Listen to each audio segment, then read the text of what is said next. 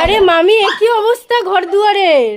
আর বলিস না, আমরা এখন উদ্বাস্ত হয়ে গেছি, নিচের ঘর ভাঙছে সবাই, আমরা ওপরে। আর কি যে পরিস্থিতি, শুধু দেখা আমার ঘরটার কি অবস্থা, ছাদের কি অবস্থা। মনে হচ্ছে সবাই মিলে আমরা পিকনিক করতে এসেছি। এবার খাবার দেখ। আর বলিস, তুইও তো এসে এখানেই বসে পড়লি বল।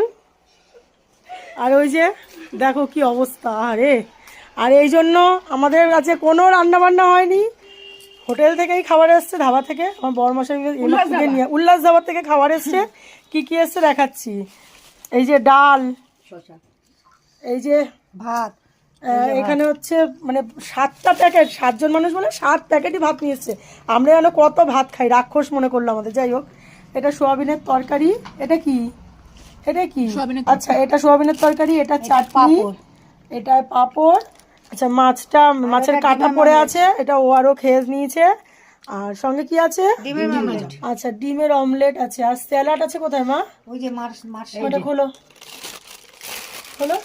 এই যে স্যালাড, হেল, ও সঙ্গে হেল আছে। মানে আর তো আমাদের কাজ চলছে তো, যাতে আমরা ঝিমিয়ে না পড়ি, তার জন্য হচ্ছে মানে এটাকে কিন্তু তোমরা বাজে কিছু ভেবো না, এটা কিন্তু এনার্জি ড্রিঙ্ক।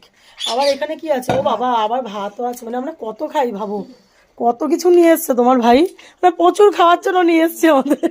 3 দিনের খাবার একদিনে। এই দেখো, ও এসে বসে পড়েছে ভুঁড়ের ভিতরে, মানে ভর্তি ভর্তি সবকিছু ভর্তি। শুধু দেখো, ওইখানেও ভর্তি সবকিছু, ক্যান্ডি ওইখানে রয়েছে। এই যে এইখানে একটা ভুঁড়, এই দেখো এইখানে সমস্ত ব্ল্যাঙ্কেট ফ্ল্যাঙ্কেট সব রয়েছে।